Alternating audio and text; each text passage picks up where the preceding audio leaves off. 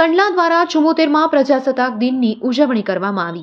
આ કાર્યક્રમ DPA township ગોપાલપુરી ખાતે રાખવામાં આવ્યો। DPA chairman S K. મહેતાના હસ્તે ધ્વજ ફરકાવવામાં આવ્યો। આ તકે સાંસ્કૃતિક, રમતગમત અને પરેડ સહિતના કાર્યક્રમો રાખવામાં આવ્યા।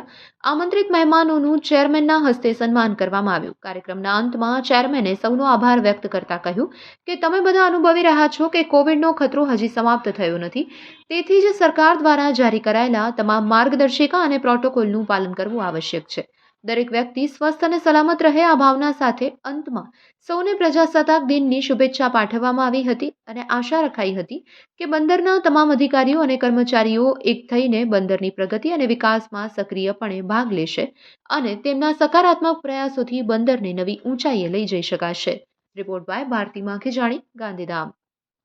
दीनदयाल पोर्ट के बोर्ड के माननीय सदस्यगण, आमंत्रित अतिथिगण, सभी विभागाध्यक्ष, सीआईएसएफ कमांडेंट, यहाँ उपस्थित सभी अधिकारी एवं कर्मचारीगण, सीआईएसएफ के अधिकारीगण एवं जवान, मीडिया से आए हुए बंधु, भाइयों, बहनों और प्यारे बच्चों, सर्वप्रथम मैं 74वें गणतंत्र दिवस के शुभ अवसर पर आप सभी को हार्दिक बधाई और शुभकामनाएं देता हूँ।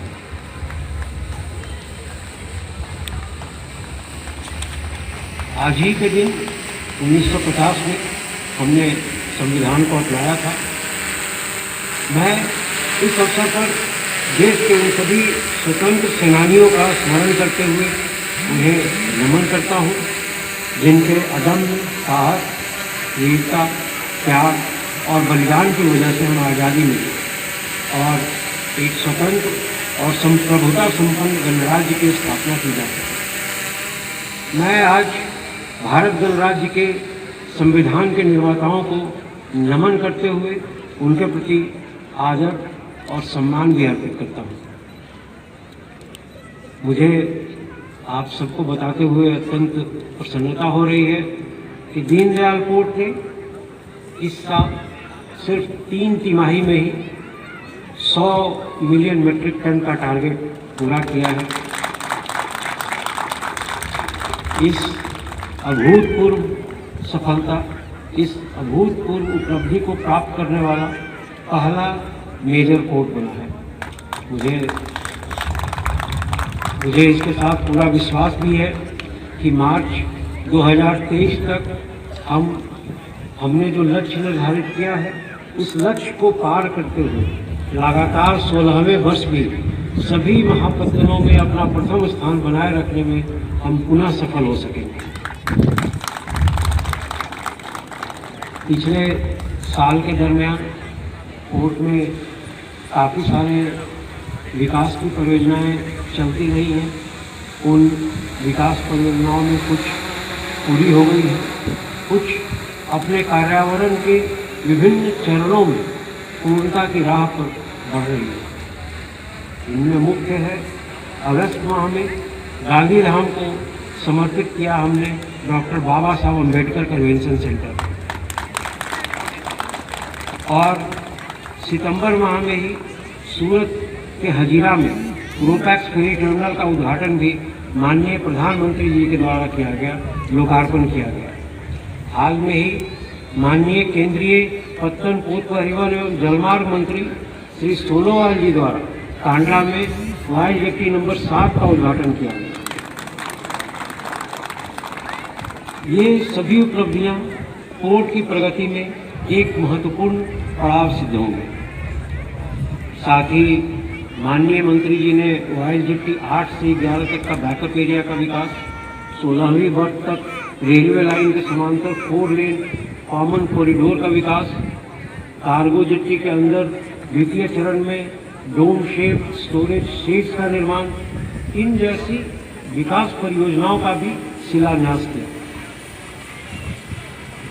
इसी अवधि में गत अक्टूबर मास में भारत की महामहिम राष्ट्रपति श्रीमती द्रौपदी मुर्मू के कर कमलों द्वारा दीनदयाल पत्तन की 280 करोड़ रुपयों की अनुमानित लागत वाली कामों का, विकास परियोजनाओं का आधारशिला रखा गया। गत अगस्त मास में ही पोर्ट में RFID based access control system e Drishti के तहत गेट ऑपरेशंस का संपूर्ण ऑटोमेशन शुरू किया गया है। अक्टूबर मास में ही टूना टेकरा में दीनदयाल पत्तन प्राधिकरण द्वारा कंटेनर टर्मिनल और मल्टीपर्पज कार्गो बर्थ के निर्माण की महत्वाकांक्षी परियोजनाओं को यूनियन कैबिनेट ने मंजूरी प्रदान की है।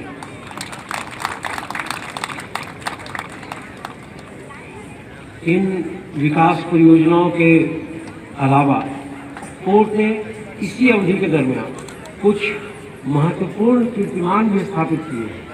उन मुख्य कीर्तिमानों में सबसे प्रमुख हैं गत अगस्त मास में पोर्ट में 24 घंटे में सर्वाधिक 52,500 मीट्रिक टन बल्क मिल स्केल की लोडिंग का कीर्तिमान स्थापित किया गया है, जो अभी तक का सबसे ज़्यादा लोडिंग का कीर्तिमान है हमारे पोर्ट के लिए। इसी सितंबर माह में दीनदयाल पत्तन कांडला में अब तक के सर्वाधिक 221.4 मीटर एलओए वाले सबसे लंबे टैंकर की बर्थिंग का कीर्तिमान भी स्थापित किया गया है। गत अक्टूबर में ही ऑफशोर ऑयल टर्मिनल वाडीनार में, जिसने अपनी शुरुआत 1978 से की थी, अब तक 6,000 से अधिक टैंकरों की बर्थिंग का कीर्तिमान स्थापित किया है। अक्टूबर मास में ही कांडला हार्बर में अब तक के सर्वाधिक 14.2 मीटर ड्राफ्ट वाले वेसल की बर्थिंग का भी कीर्तिमान स्थापित किया है। विगत नवंबर माह में ही दीनदयाल पोर्ट कांडला में एक शिफ्ट में अभी तक के सर्वाधिक 171 यूनिट विंड मिल ब्लेड्स की लोडिंग का कीर्तिमान भी बनाया गया है। अभी दिसंबर महीने में ही पोर्ट में 24 घंटे में सबसे अधिक 38 शिपिंग मूवमेंट का रिकॉर्ड भी बना है।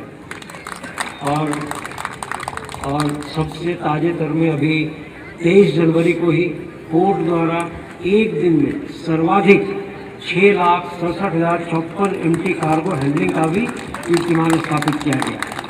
और ये कीर्तिमान मेजर पोर्ट्स में सबसे बड़ा कीर्तिमान है। अभी तक मेजर पोर्ट्स की हैंडलिंग में सबसे बड़ी एक दिन की हैंडलिंग यही है। देश की आज़ादी के 75वें साल को स्मरणीय बनाने के लिए देश भर में मनाए जा रहे आज़ादी का अमृत महोत्सव के तहत दीनदयाल पत्तन प्राधिकरण में भी मंत्रालय द्वारा जारी मार्गदर्शिका के अनुसार विभिन्न सप्ताहों को बड़े ही हर्षोल्लास के साथ मनाया जा रहा है, जिनमें विभिन्न प्रतियोगिताओं और कार्यक्रमों का आयोजन किया गया है।